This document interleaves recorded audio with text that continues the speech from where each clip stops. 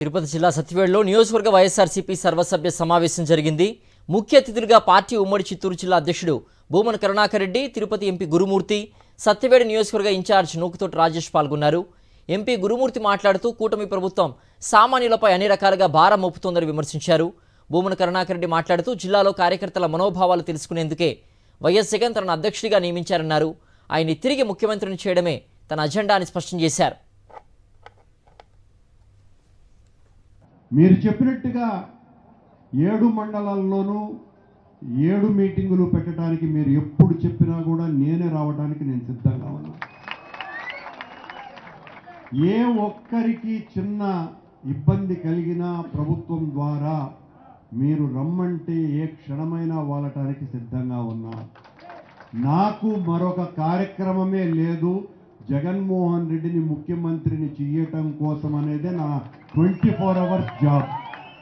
నాకు ఏ వ్యాపారాలు లేవు, ఏ రకమైనటువంటి ఇతర యాక్టివిటీ లేదు. నాకు చిన్నప్పటి నుంచి రాజకీయమే నా ఊపిరి శ్వాస. నేను 89 సంవత్సరాలుగా రాజశేఖర రెడ్డి కుటుంబంతోనే కొనసాగుతున్నా. రాజశేఖర రెడ్డిని ముఖ్యమంత్రిని చేయాలని ఆ రోజు ఆయన కోసమని ఆ రాజకీయాలలో ఉన్నా. ఈరోజు జగన్మోహన్ రెడ్డి గారిని ముఖ్యమంత్రిని చేయటం కోసమనే మళ్ళీ మీలో ఒక్కడిగా, మీ దగ్గర ఉన్నటువంటి అతి సామాన్యునిలో సామాన్యునిగా పనిచేస్తానని ఆ దేవుడి సాక్షిగా ప్రమాణం చేసి మరి కేవలం తన సొంత మనుషులు వాళ్ళు మాత్రమే దోచుకోవడానికే ఈ ప్రభుత్వం వచ్చినట్టుగా, ప్రజలంతా వాళ్ళకి లైసెన్స్ ఇచ్చినట్టుగా అధికారాన్ని దుర్వినియోగం చేసుకుంటూ ప్రజల ఆస్తులని కొల్లగొడుతూ, అలాగే ఈ రాష్ట్రాల్లో దాదాపుగా అధికారంలోకి వచ్చి 6 నెలలు అయితే 1,20,000 కోట్ల రూపాయలు అప్పు చేసి దాన్ని వాళ్ళ సొంత జోబుల్లో నింపుకొని ప్రజలందరి మీద ఎలక్ట్రిసిటీ దగ్గర నుంచి అన్నిటి మీద పన్నులేసి పన్నుల భారం మోపి ప్రజల యొక్క కష్టాన్ని దోచుకున్నటువంటి దోపిడీదారుల యొక్క ఆగడాలు ఎక్కువ రోజులు సాగవు.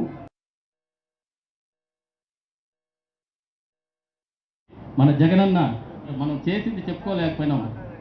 అబద్ధాలు చెప్పటం అన్నది చేత కాదు. ఇప్పటికి కూడా అబద్ధాలు చెప్పటం చేత కాదు. కానీ ఆ చంద్రబాబు నాయుడికి నాలుక మీద లక్ష్మీదేవి రాసేసింది అబద్ధాలు చెప్పాలని. మాట ఎదితే అబద్ధాలు చెప్తాడు. సూపర్ 6 అన్నాడు, 6 లేదు, పోయింది. ఫీజు రిమూవర్స్మెంట్ అన్నాడు. అబద్ధాలు చెప్పే దాంట్లో ఆయన తగ్గేదే లేదు. అస్సలు మా నాన్న నిజాలు చెప్పే దాంట్లో తగ్గేదే లేదు జగనన్న. కాబట్టి అందుకని మనం ఆడ తగ్గకుండా మనం నెగ్గకుండా పోయినాము. ఖచ్చితంగా ఈసారి కార్యకర్తలు గుర్తు పెట్టుకుంటారు. పెద్దలందరూ కూడా జగనన్న దగ్గర చెప్తారు ఖచ్చితంగా. ఎందుకంటే ఇప్పుడు నష్టపోయాము. అందరి ఆవేదన ఇది. మీరు తీసుకెళ్ళాలి జగనన్న. మళ్ళీ కూడా ఒకసారి మండల వైజు నేను మీటింగ్ పెట్టుకుంటాము. మా అందరి కార్యకర్తల మనోభావాలు మీరు తెలుసుకోండి. మీరందరూ కూడా కలిసిమెలిసి ఉండాలి. అందరూ కూడా